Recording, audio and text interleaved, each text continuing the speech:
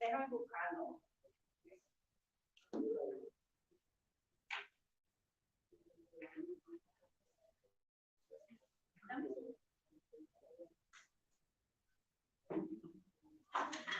Oh, there you are.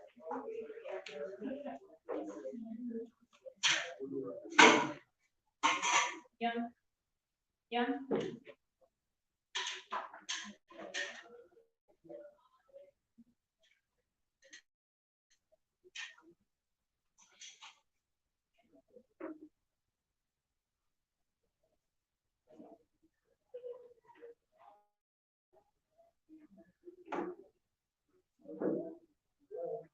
Okay, good afternoon, everybody. Buenas tardes a todos los que nos están siguiendo por internet, que asumo todos hablamos español.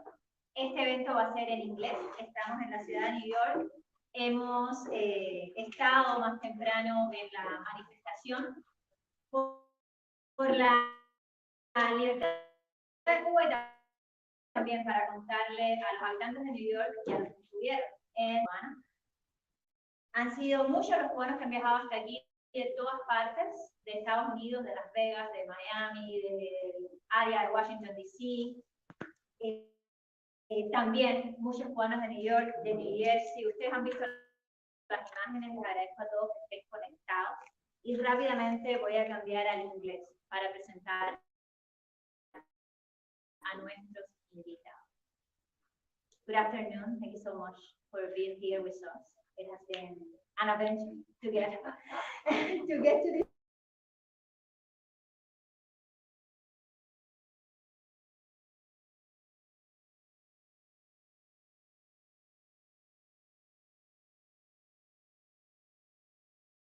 Week have been about high-level talks in the United Nations, but sadly those high-level talks haven't actually talked about the reality of the Cuban people, haven't actually talked about our deep dreams, demands, and our rights. The Cuban regime, especially Díaz-Canel, have been trying to silence the reality of misery and the reality of abuse that we have been living. This event today has two main goals. The first one is to describe how the Cuban regime is an state that practices terrorism against its own citizens. And in order to do that, we're going to talk about the extrajudicial killings that have been taking place on the island. We're going to talk also about the reality of the more than 1,000 political prisoners. We're going to talk about the case of my father, Angelita, but we also want to talk about how the Cuban regime is not only an aggressor for the Cuban people, but a threat to the international community and to the security of many countries. That's why we're going to talk about the alliance between the Cuban regime and the Putin regime, and the alliance between the Chinese Communist Party and the Cuban regime. We are going to do all that very briefly, but very meaningfully. And in order to start, I want to really thank someone that has been a champion for human rights for decades now in the United States. Someone that is also a lawyer, a writer, a human rights activist, a social activist, and in a much more personal note, someone that I feel very proud to call a friend, and that for a while now have been a hero of mine, but that today proved to be also a hero for all the Cubans that were here and that were trying to have this event. Kerry Kennedy is the president of the Robert F. Kennedy Human Rights. They championed for 10 years the case of the killing of my father, Angelita, in front of the Inter-American Commission for Human Rights and Just 2 months ago, they landed, they buried it, in which the Inter-American Commission for Human Rights hold the Cuban regime responsible for the killing of my father, Angelita. And she is our main speaker today. Thank you.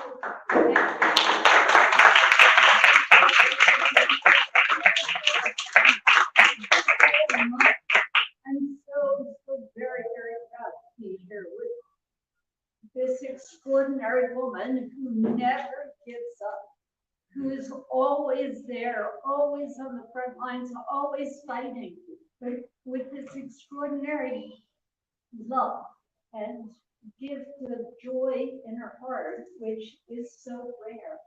So I'm just so happy to be here. I also want to say I'm happy to be here with Angelita Baeyens, who's our lawyer and our lead lawyer, our human rights and a goddess in every way, and has been so very, very effective at the Inter-American Commission, the Inter-American Court, and also one of our board members, Cara Kennedy Cuomo, is sitting there with Bellini.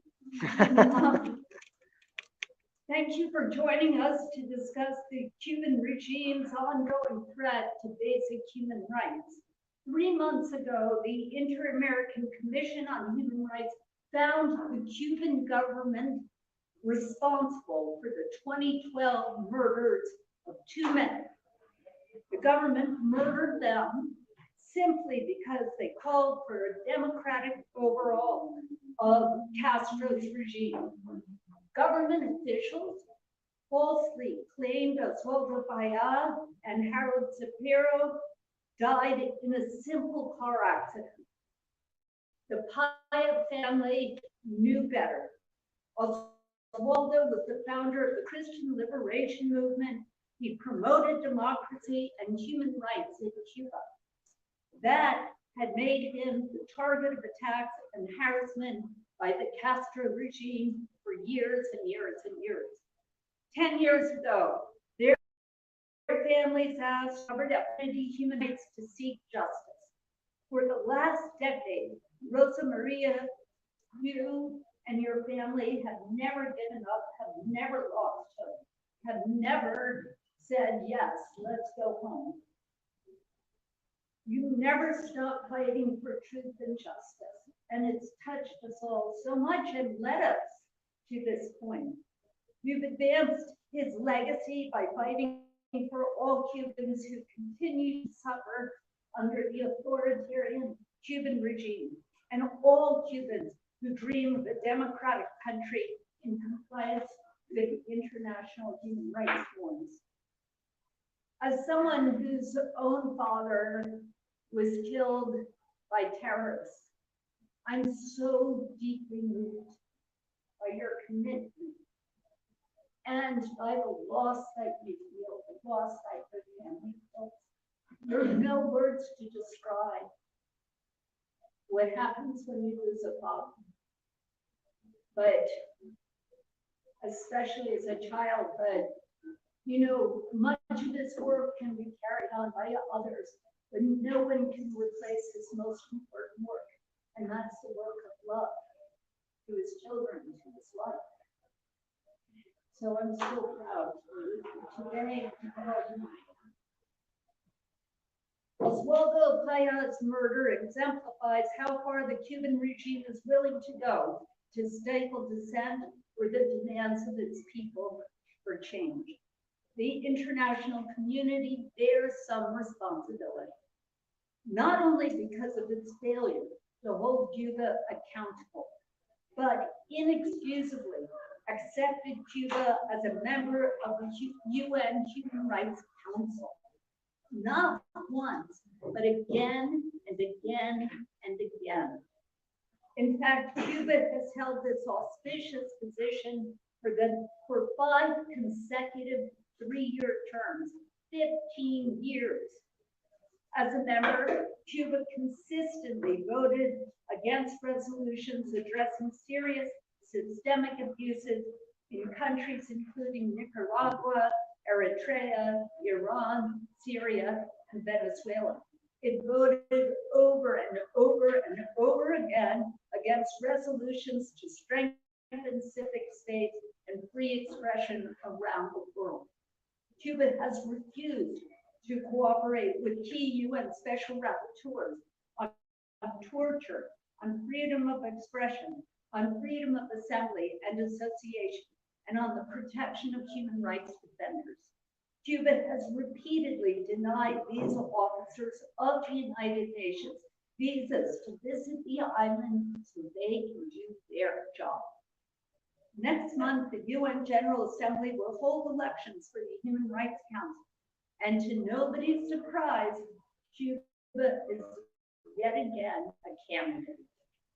We know the Inter-American Commission's calls for reparations to the Payá and Superior families include fully investigating and holding government actors accountable.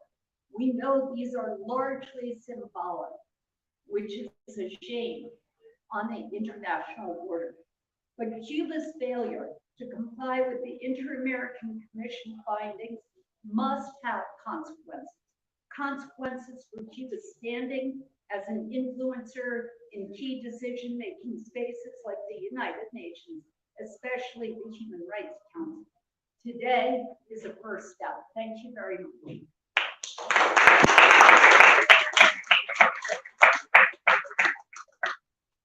Thank you so much for those words, and it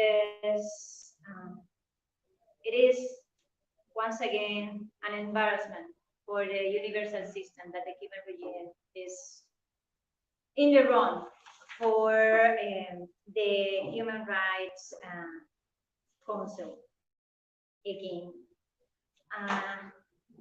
The case of my father and Harold that have been so hard to fight for 10 years in order to have a resolution, 10 years in order to at least achieve the recognition of the truth, thanks to your work, is one of the very few that finally has some accountability. There have been thousands of killings and extrajudicial killings on the island. And those extrajudicial killings haven't stopped after the murder of my father and Harold. We have the privilege of having today John Suárez with us. They just submit to that very Human Rights Council a report on the extrajudicial killings during the last 5 years in Cuba. And he is going to talk us about this reality in our country. Thank you. Well, Miguel Díaz-Canel began his address at the UN General Assembly on September 19th, quoting Che Guevara in a speech he gave in that very room 60 years earlier. He left out the Argentine guerrilla's most honest appraisal of what the Cuban Revolution was doing at the time, which he uttered in the UN General Assembly. Quote, "We must say here something that is a well-known truth, and that we have always asserted before the whole world. Executions? Yes, we have executed people. We are executing people, and shall continue to execute people as long as it is necessary." Díaz-Canel also in the same speech rejected Cuba being a state sponsor of terrorism, claiming that there were no grounds to the charge. This ignores the Tricontinental Gathering in 1966 in Havana, where they brought terrorists and guerrillas from around the world to engage in a strategy for systematic violent attacks against Western democracies. Or that Cuba was placed on the list in 1982 because Havana was using a narcotics ring to funnel both arms and cash to the Colombian M19 terrorist group, then battling to overthrow Colombia's democracy. M19 members, just 3 years later, in 1985, stormed Colombia's Palace of Justice. 11 of Colombia's 25 Supreme Court justices were among the hostages killed. Gustavo Petro, Colombia's current president, was an M19 member in the 1980s. The Castro dictatorship, with decades of experience in terrorism and genocide and torture. And when I say genocide, I refer to Ethiopia, where Cuban soldiers were blowing up water wells and poisoning and shooting cattle to starve the Ethiopian population in the countryside in the 1980s.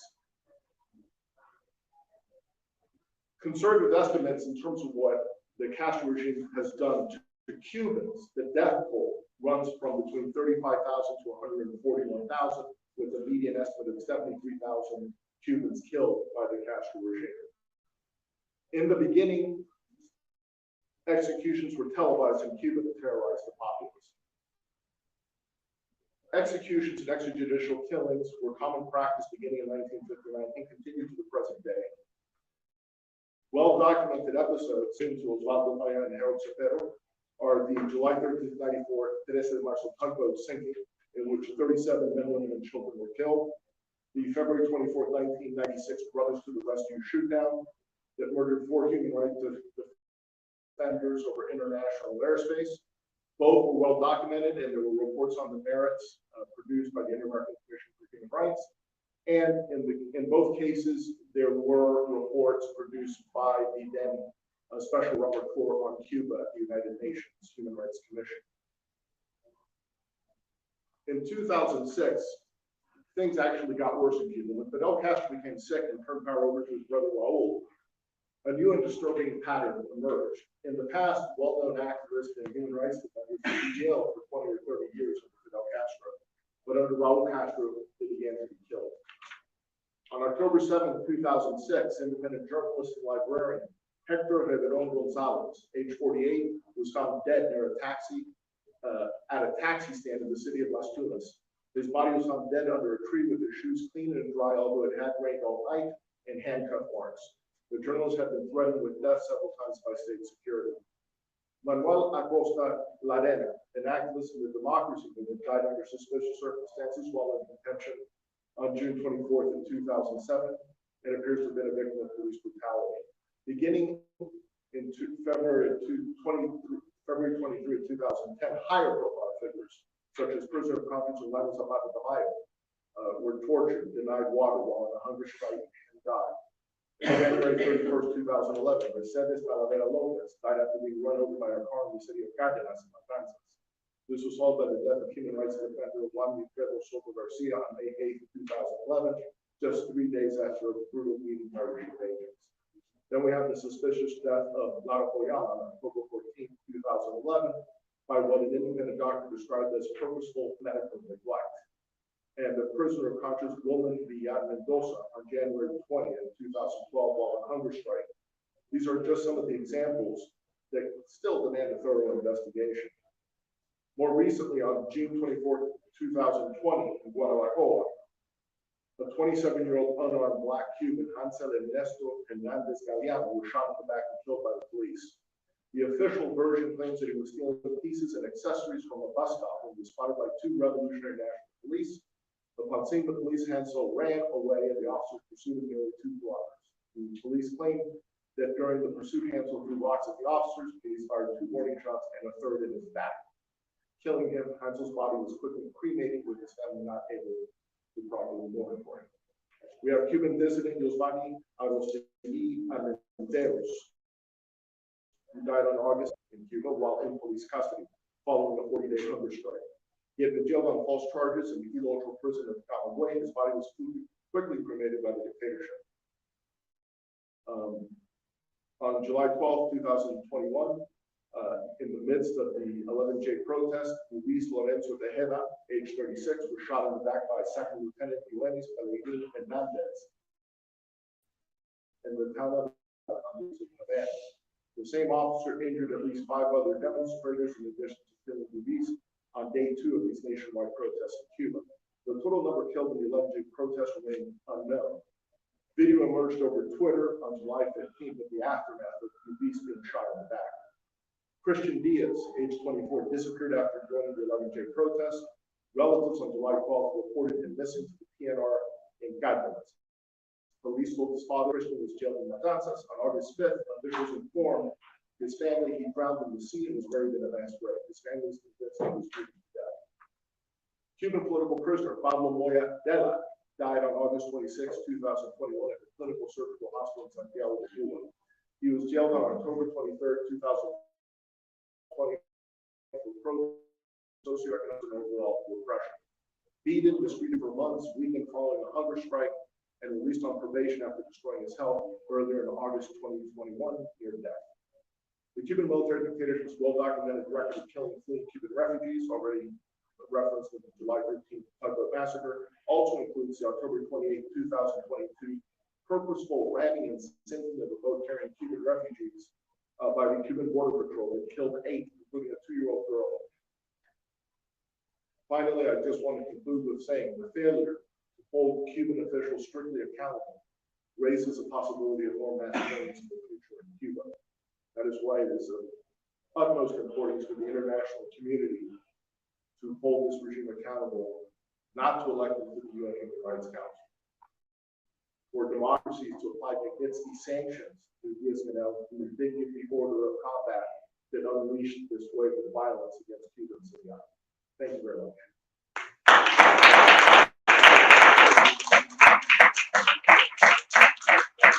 Thank you so much, John. And I have to say that what you just heard is very, very harsh. It's just the names that we know. It's just the names of those whose families have been brave enough to say something.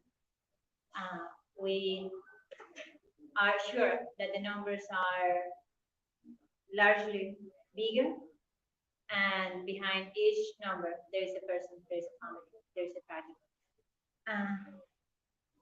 I'm now very glad to introduce Javier El-Hage. Javier El-Hage is the director of the legal team in Human Rights Foundation, an organization that has been championing human rights around the globe for more than a decade already, and that have been always besides the Cuban people, especially involved my father and Javier. Actually, Human Rights Foundation was the only organization that issued an independent report on the killings a few years ago. So thank you so much, Javier, for joining us tonight. Please. Thank you, Rosa Maria. Try to divide my 5 minutes in three things I want to talk to you about. First, how difficult it was to get Rosa Maria as a person that we could write a report on her story. How difficult it was, number one. Number two, I want to talk about the aspect of totalitarianism of the Cuban judicial system, which is very important and often overlooked when we talk about human rights in Latin America. And number three, about our conclusion that Oswaldo Payá was murdered. So on the first one, you would expect that when a group of, when a small human rights group that had just been created in probably 2006, started operating in 2007, had at the moment of Oswaldo Payá's killing a staff of maybe 6 people, of which 2 were attorneys, myself and my colleague Roberto, who unfortunately couldn't make it here today. You would expect that getting a meeting with the daughter of the most important dissident of a dictatorship that has stayed in power for 60+ years would be very difficult, right? Because the entire human rights movement would be writing this report, would have started writing this report 2 years before we got to it. The reality was that the easiest thing in the world, because no one was writing this report. So it had to be this small team of not well-known human rights organizations. We're not international, we're not Human Rights Watch. We don't have decades of history, and yet we were the only ones who devoted 25% of our entire resources to work on this report for many months. And we did it because of a simple reason for us, which is, at the moment, that was the single longest, most brutal dictatorship in the continent, in Latin America. We checked actually what other human rights groups were doing, and we looked at stats, and some, I'm not gonna mention them, but you know who they are. They were literally devoting, at the time of this killing, we did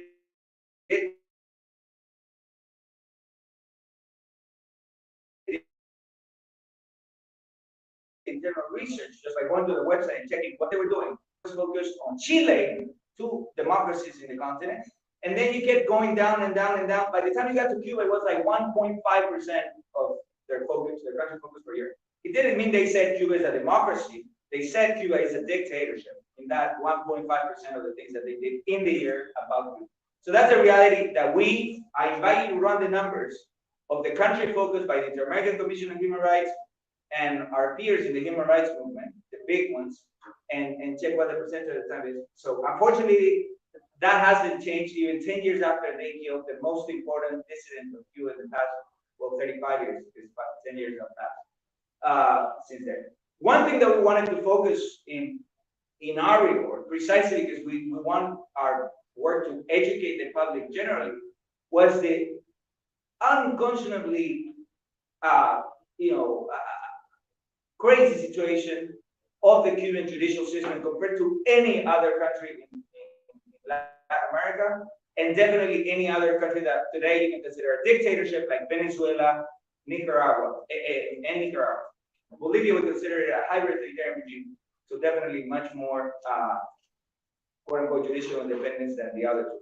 But there is a key difference that you don't have in Cuba, that you do have in Venezuela, and that you do have in Nicaragua.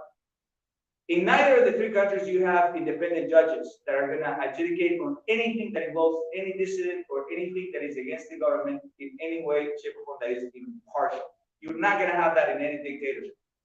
However, both in Venezuela and in Nicaragua, you have lawyers. You have actual lawyers who actually defend dissidents, who actually listen to their stories, and who actually are able to bring them to court. The court, obviously, summarily dismisses them or pretends that they listen to them. The courts generally pretend that they listen to them. They eventually adjudicate in favor of the government, obviously. You know that, that's a dictatorship. Any dictatorship was like that. Notably, all the dictatorships of the Condor operation in South America, in Argentina, under Videla, in Chile, under Pinochet, etc., etc. You also had independent lawyers, but what you did not have was independent judges. In Cuba, one of the things we know in like the first few pages of our 80-something page report was that Cuba does not have independent lawyers. Proof of that is heroes like Larissa Ibersen, who tried to run for a few years an actual independent lawyer clinic within Cuba and that now has to live in exile. And there is no such thing as an independent lawyer. The one case that ventilated, that looked at the issue of the killing of Rosa Maria's father was the case of Harold Cepero, who was convicted eventually for homicide on the killing of Oswaldo, and within that case there were no independent judges. So there was no ability for Rosa Maria, the daughter of the killed person, to bring a case before Cuban courts, and the only case that was brought was from an actual former friend of Rosa Maria, a friend of Oswaldo who was traveling with them and that was hit by government agents in the car. And I'm going to close this part with this very crazy thing that you probably don't know about, which is the rules of professional conduct for lawyers in Cuba don't only state that lawyers are not meant to be independent, but also tell them that the duties, these are the duties of attorneys. Attorneys in Cuba are legally compelled to, I'm opening quotation marks, consciously assume and contribute within their duties to defend, preserve, and be faithful to the principles comprised in the nation, the revolution, and socialism.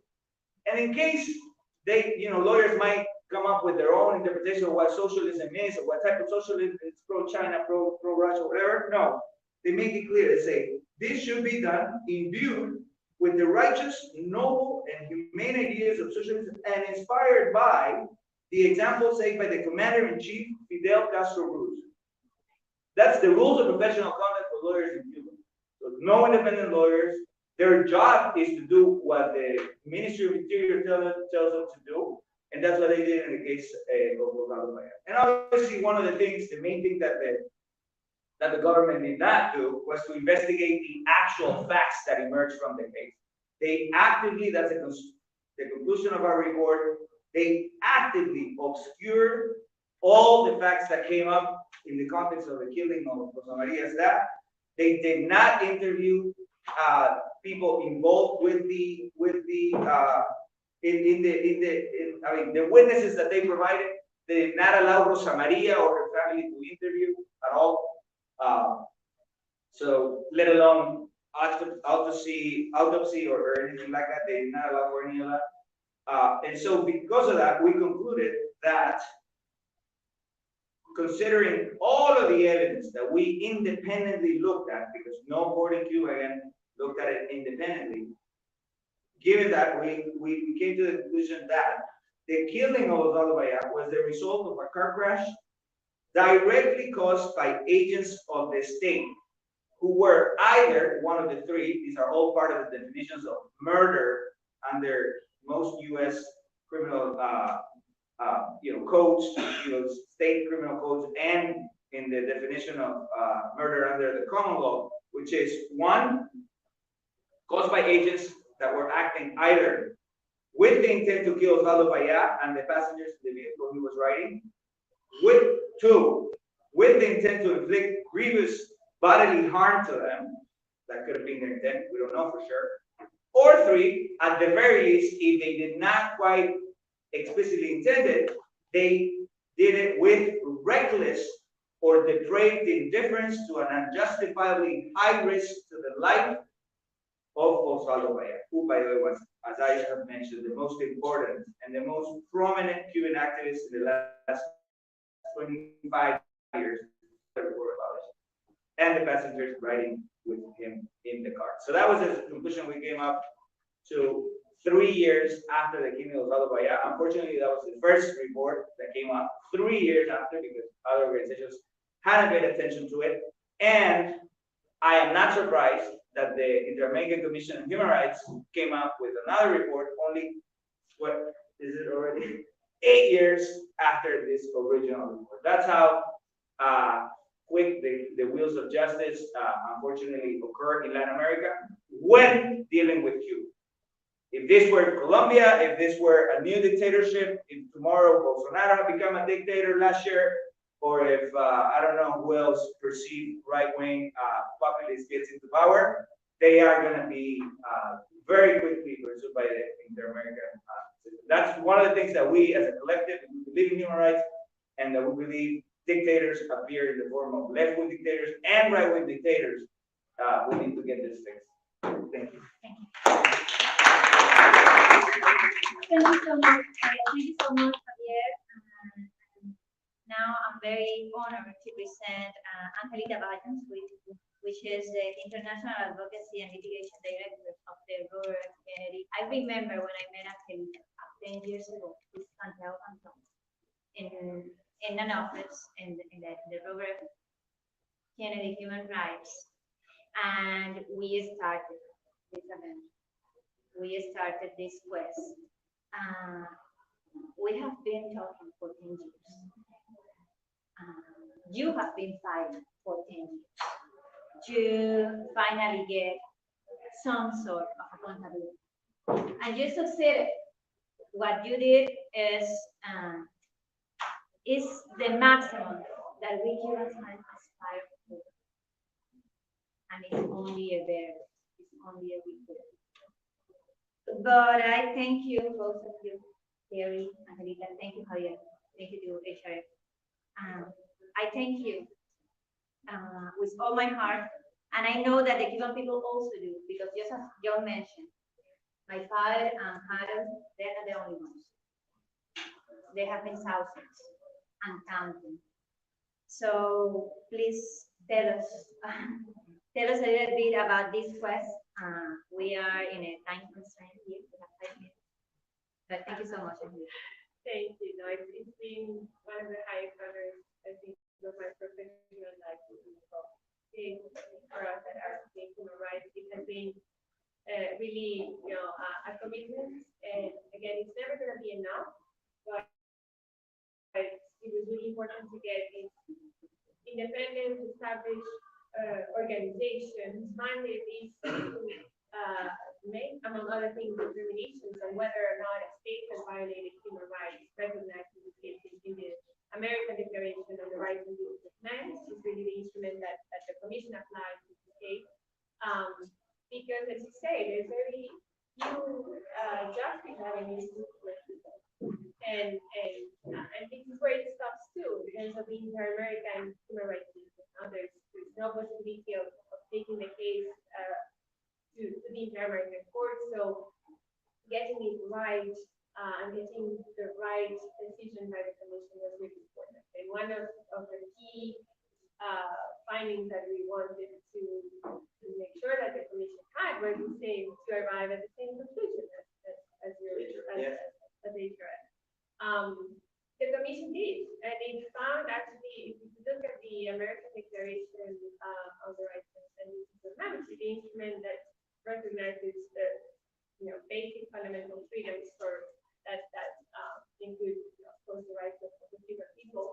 Half of the catalog of rights was found to have been violated by the Cuban regime in this case, from the very violation of the right to life against your father and Adam, to also the right to a fair trial and judicial guarantees for Angelita Romero, when wrongfully accused, just to make the narrative, the official narrative, fit. They needed to find a scapegoat, and they tried to make Angelita Romero that scapegoat. So the commission, issued a series of recommendations, which, of course, knowing the Cuban regime, they're disregarding, including, of course, acknowledging responsibility and providing reparations to the family. But the report, we knew that from the very beginning. That was really not the main role of bringing the case to the Inter-American system, but to really get that determination of responsibility of the state, and also to legitimize the stories and the suffering, not only of the family, but also the Cuban people. And this is something that the report does. I think that in terms of the significance, there's a few issues I wanted to highlight in these 5 minutes that I probably already covered. First, of course, the recognition of the broader and persistent context of repression against the Cuban people and repression of civic space, basic fundamental freedoms and rights of the Cuban people. The attribution of direct responsibility of the state in the murder of Oswaldo Payá and Kerry, which is really key. And the recognition also that Angelita Romero, again, the person that was with them in the car and was driving and was accused by the regime of having caused the accident, to recognize that his detention was arbitrary and that he was wrongfully convicted. That was also a determination made by the commission. And then, of course, the acknowledgement of how the attacks and the harassment against your family and the Ferrer family continued even after the murder of your father and Javier. So that was really important as well, because the story didn't end it. You ended up all and that in itself is also another important, very important part of how wrong the Cuban regime has acted. And finally, the importance of human rights defenders and for democracy.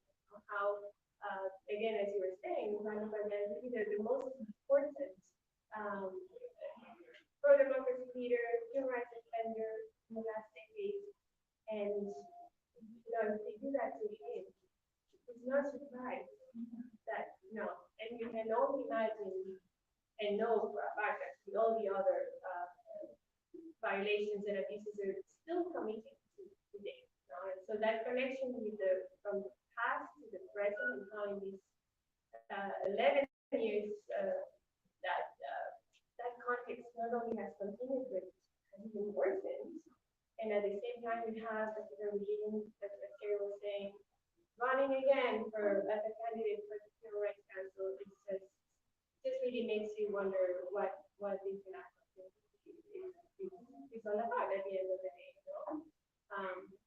So again, it was really, the fight doesn't end here, but it's been an important milestone to get the Interactive Commission on, formally agree with what you knew all along.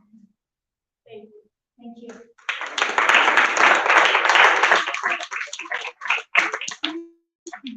Thank you. Just as you is, the question now is, what is the international community about? Especially because this terror against the Cuban people not only affects the Cuban people, it actually affects other citizens in the world, other countries in the world. We wouldn't be talking about the Venezuelan dictatorship without the Cuban regime. We wouldn't be talking about the hybrid regime in Bolivia without the Cuban regime. We wouldn't be talking about the second round of the Nicaraguan dictatorship without the support and coordination of the Cuban regime. And we just have to hear leaders of Latin America defending that very terrorist regime. Even when, in the last weeks, the world learned that that regime is sending Cuban soldiers to fight in Ukraine on the Russian side. Even when the world just learned that that very regime has been allowing the Chinese Communist Party to put espionage bases on the Cuban territory, to spy not on Cuba, to spy on the States. Even when that regime has been provoking so many migratory waves, with the immense amount of human suffering that entails. That's why we have here two experts. I'm very happy to present you two persons that are not going to talk about the human rights in Cuba, but about the threat that the Cuban regime is for the international community. First, we will hear from Andrew Harden. Andrew is a research assistant at Heritage Foundation Action Studies Center. He conducts research on U.S.-China strategic competition and is co-editor of the report Winning the New Cold War, a plan for countering China, published by Heritage Foundation. So, Andrew, the floor is yours. Of course. Well, thank you so much. It's great to be here. And I know when many Americans think about Cuba, the first thing that comes to mind is the Cuban Missile Crisis or the Cold War in the 20th century. Well, now, as we find ourselves in a new Cold War between the United States and the People's Republic of China, Cuba is going to play a critical role in that for the 21st century as well. And a big primary focus that we have right now is looking at spying and espionage efforts. In particular, this past summer, around June, the Wall Street Journal had a report that came out that was able to note how China is funding the millions and billions of dollars to support a Chinese spy base in Cuba, 100 miles away from the U.S. coastline, that is able to intercept military installation electronic communications in the United States.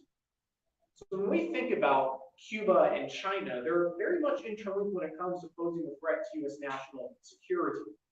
But it turns out this wasn't just happening in the summer this past year, but in fact it's been suspected since at least 2019 that China's been operating spy base and spying operations out of Cuba. And even in 2018, there were satellite images that seemed to show a radar surveillance installation in a town south of Havana, Cuba. What this indicates is that this relationship with spying and espionage efforts between the CCP and Cuba has been going on for years. And of course, this dates back to decades of relations under the Chinese Communist Party in Cuba under Mao Zedong and Fidel Castro. So in this case, we have to think about Cuba's role in national security in the Western Hemisphere from, say, a U.S. perspective, but also what China's doing in Latin America. Primarily when it comes to the United States, having these spy bases allows the Cubans as well as the Chinese to spy on, again, U.S. military installations, bases, troops, messages that protect U.S. citizens at home and around the world, but also allows Cuba and China to track where U.S. military assets are moving throughout the region. So we have naval vessels sailing the Atlantic, moving through the Panama Canal. This allows China to have a great opportunity to have a real close upfront view of what's happening and sending over information to their own military planners. We can also have a better sense of what the U.S. is working on, the key exercises they may have in mind, what assets they have available should any contingency come to play. But furthermore, when we think of Latin America, what China's doing in Cuba is tip of the iceberg of a much larger, broader strategy to expand Chinese influence throughout the entire hemisphere. For example, China has 11 satellite tracking bases throughout Latin America, with one notable base in Argentina, where this is a satellite base that allows the Chinese military to be stationed and track satellites and allow, we assume, military operations to probably continue and operate. But here's the catch. The Argentine government, in their contract, is not allowed to practice basic oversight provisions on this base. Effectively, Argentina cannot go into a Chinese satellite base on Argentine soil. That doesn't sound like a very innocent satellite station to me. But it also expands to say Panama, the Panama Canal, where we have, Panama is able to operate the Panama Canal, but on each mouth of the Panama Canal, there are different ports, and Chinese companies manage the ports at these mouths, meaning a significant amount of goods that travel through the Panama Canal, which is where most of U.S. trade flows through, has to go through some type of Chinese port. So think about some type of contingency to where all of a sudden the port shuts down, usually the Chinese Communist Party that fits the Chinese interests. Of course, Panama only recognized China a few years ago, when of course China is willing to provide all these infrastructure projects for Panama and help projects for the canal. But also most recently was Honduras, where just this past year, Honduras decided to stop recognizing Taiwan in favor of China. Lo and behold, money comes in. So while Chinese ties to the Cuban regime has implications for U.S. national security, and we have to keep a focus from an American perspective on looking at what China's doing in the region, and having Cuba playing a geographically important role very close to our shores, China also has been having malign behaviors and actions, influence operations and military activities throughout the entirety of Latin America. So to summarize and to make very clear, a key linkage between the Chinese Communist Party and the Cuban regime in the context of security is that they want to see a new world order. We're all talking about the G20, all talking about the UN General Assembly, but in fact, this past Saturday was the group of 77 plus China that met in, you guessed it, Havana, Cuba, to where Vichy, a key Chinese communist authority, was able to work with the Cuban side and pledge that they're going to increase strategic coordination. You tell me what that means. With that being the case, and wanting both regimes wanting to see a new world order, in fact, the Cuban foreign minister calling the current order unjust, is quite ironic and hypocritical to me. Where we have the Cuban regime calling today's world order and leading democracies that value human rights, that value the freedoms that we can enjoy in the United States, if they're calling that order unjust, I think it's important to look in the mirror to see what justice ought to be. So with that being the case, I think it's quite important to think about Cuba in the context of security efforts, international affairs, international security affairs, that they are very much working very closely with China, with an ambition that's not just focused on Cuba, but throughout the entire hemisphere. And to win the new Cold War, the United States has to make sure Cuba is kept in check and make sure that we do what we can to protect our citizens and advance and protect the American people. Thanks.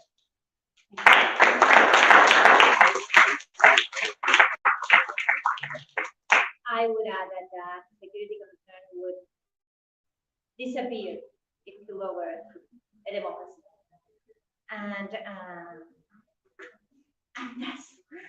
And that's why we are also wanting to hear from you, Peter. Peter and I met 2 years ago, almost, in London. The war was already started.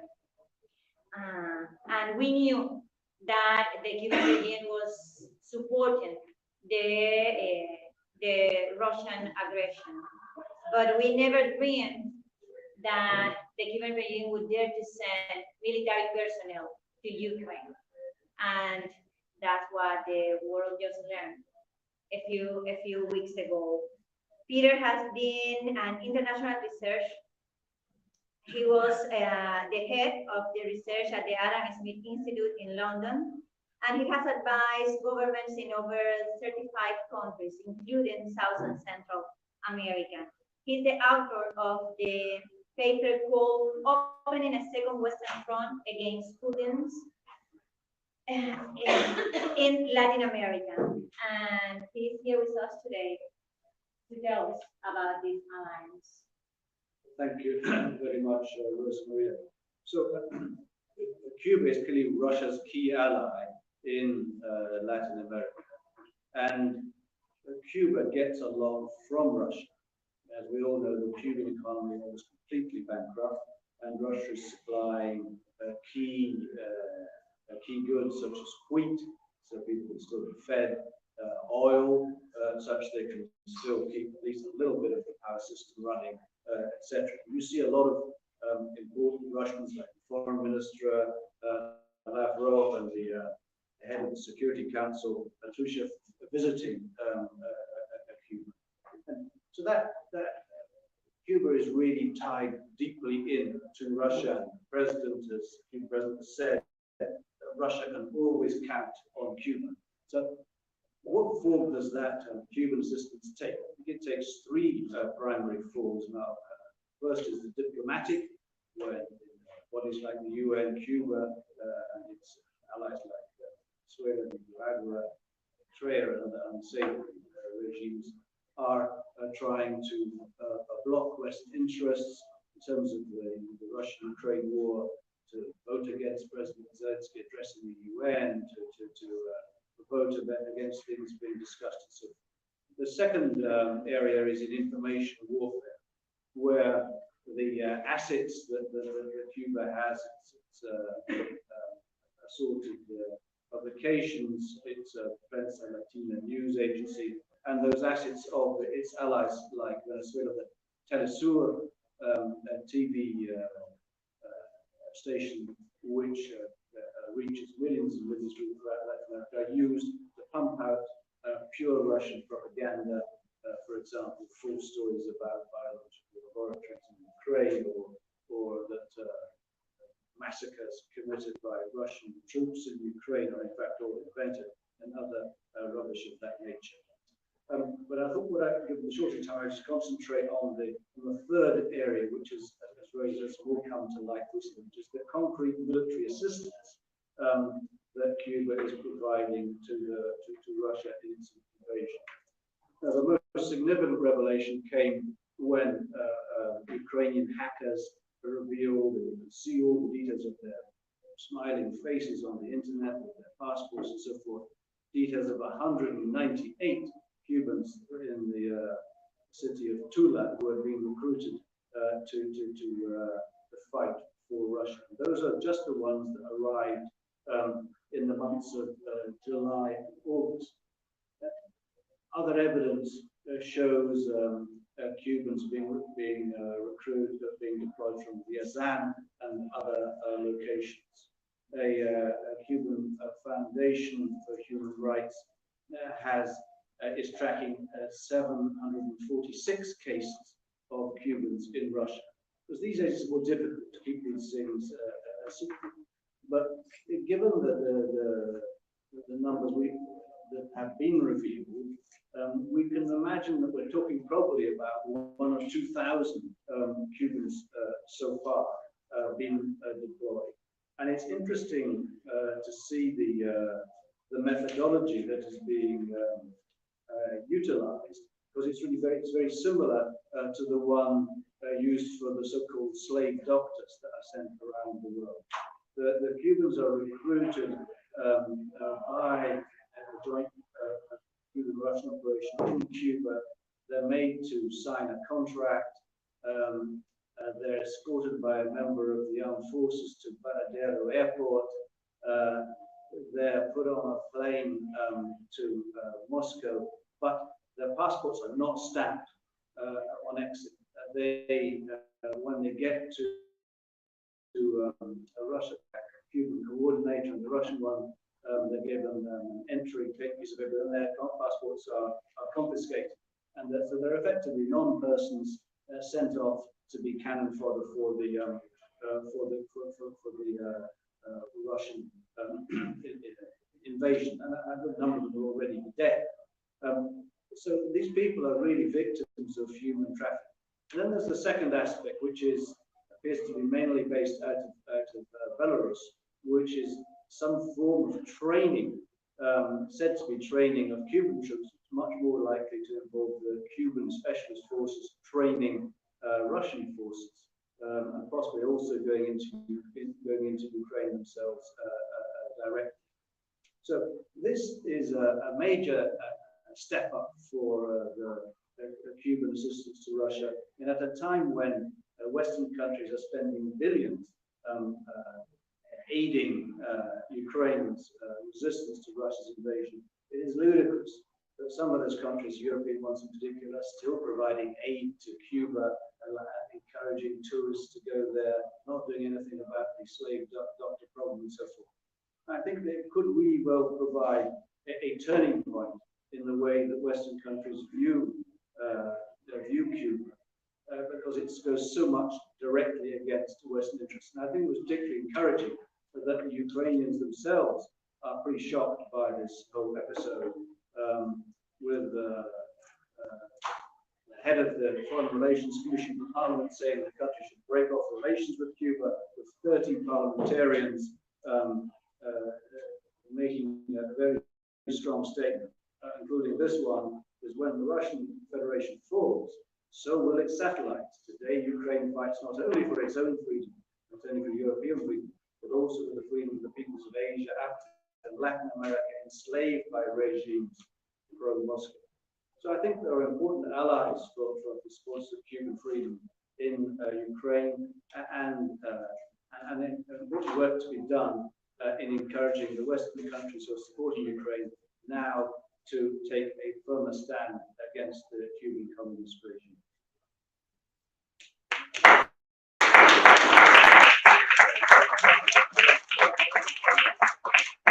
Thank you, Peter, and thank you for raising your voice to denounce this reality that so many have been trying to deny, that so many have been trying to silence, and that the Cuban regime itself is trying to silence by shifting the blame against some Cuban citizens, when everybody knows that is the Cuban regime who is behind this operation of sending Cuban military personnel to Ukraine. Thank you so much to both of you for illuminating a reality that has been obscured by the propaganda of the Cuban regime, but that is affecting very concretely the life of many non-Cubans in the Americas and also in Europe. We cannot end this forum without talking about the Cuban political prisoners. There are more than 1,000 political prisoners in the island right now. That means that there are more political prisoners in Cuba than in the rest of the continent all combined. Young, old, women, men, people from the opposition, human rights defenders, and regular citizens that just went out into the streets and chant freedom, libertad. They have been tortured, they have been coerced, and they are serving years, some of them decades in jail, just for the kind of speaking their minds. One of them is a dear friend. He's the leader of the most important, at least the largest, opposition movement on the island, Umbago. He's also a leader of our campaign. He's a leader of Cuba Decide. We have the privilege of having with us today his daughter, Martha Beatriz Ferrer, and we are going to end this night with her testimony. Martica, the floor is yours. Muchísimas gracias, Rosa, por haberme invitado. Thank you very much, Rosa, for having invited me. Mi nombre es Martha Beatriz Ferrer, soy la hija del preso político José Daniel Ferrer García, líder de la Unión Patriótica de Cuba y promotor de Cuba Decide. My name is Martha Beatriz Ferrer, daughter of José Daniel Ferrer, of the Patriotic Union of Cuba, and a campaigner for Cuba Decide. En Cuba hay más de 1,000 presos políticos en las mazmorras de la dictadura de Raúl Castro y Díaz-Canel. In Cuba, there are more than 1,000 political prisoners in the dungeons of the dictatorship of Raúl Castro and Díaz-Canel. Hombres y mujeres valientes que día a día son torturados física y psicológicamente. Men and women, brave men and women who day in and day out are tortured physically and psychologically. En condiciones infrahumanas, familias separadas por una cruel dictadura que lleva más de 60 años en el poder. They're kept in infrahumane conditions, families separated under decades of dictatorship. Mi padre José Daniel es uno de estos presos políticos que sobreviven en condiciones extremas y crueles. My father, José Daniel, is one of these political prisoners who survives under these cruel and extreme conditions. Confinado en una celda pequeña, reducida, aislado donde solo lo ven los guardias escogidos por la dictadura. Confined in a small cell, isolated, where only the guards can see him, guards selected by the dictatorship. Conviviendo con mosquitos, hormigas y en ocasiones con roedores. Living with mosquitoes, ants, and other vermin. En 3 ocasiones, bajo la condición de desaparecido forzado, a la dictadura por 6 meses, lleva sin dar noticia de mi padre, no le permiten llamadas telefónicas, no le permiten visitas familiares, no tienen comunicado. On 3 occasions, he's been disappeared, a forced disappearance for 6 months. Not able to speak with his family, not able to make phone calls, really incommunicado. Sin ingerir los escasos y mal elaborados alimentos de la prisión hace más de un año. And without having access to only badly elaborated foods and nutrition in the prison for more than a year. Consumiendo solo los alimentos que la familia puede conseguir.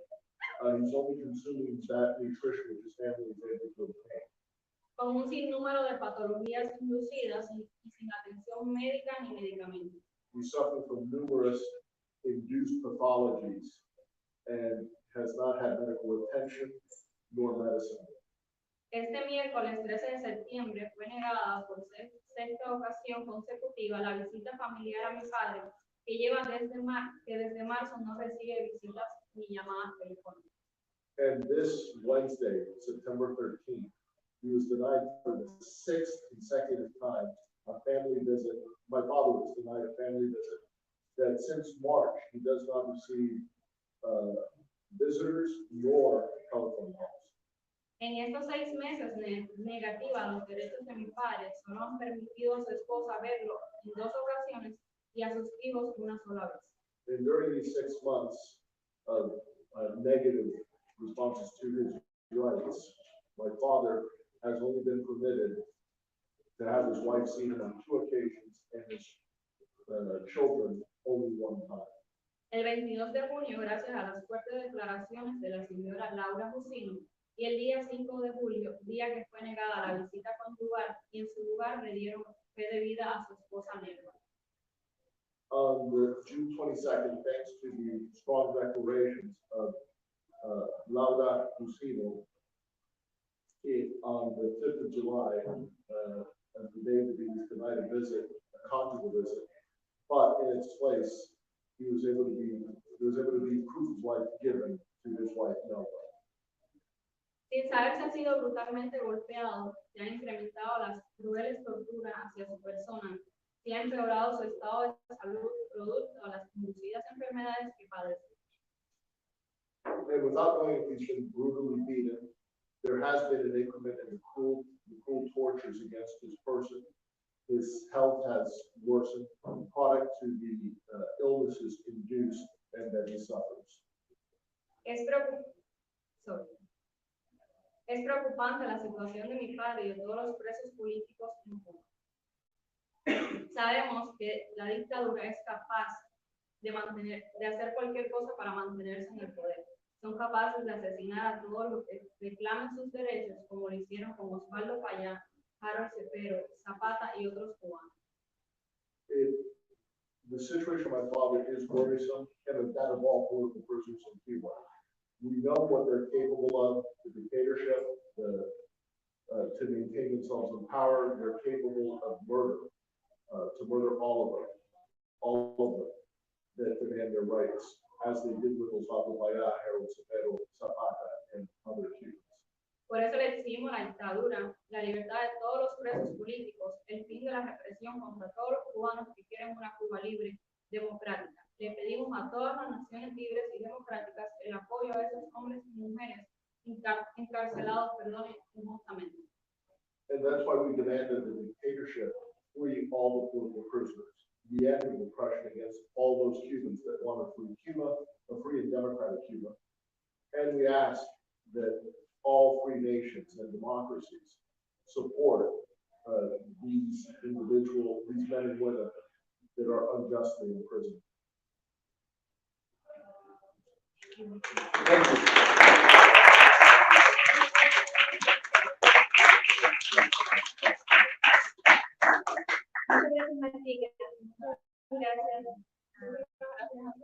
Muchas gracias por alzar tu voz todo el tiempo, por la libertad de tu papá y de todos los presos políticos.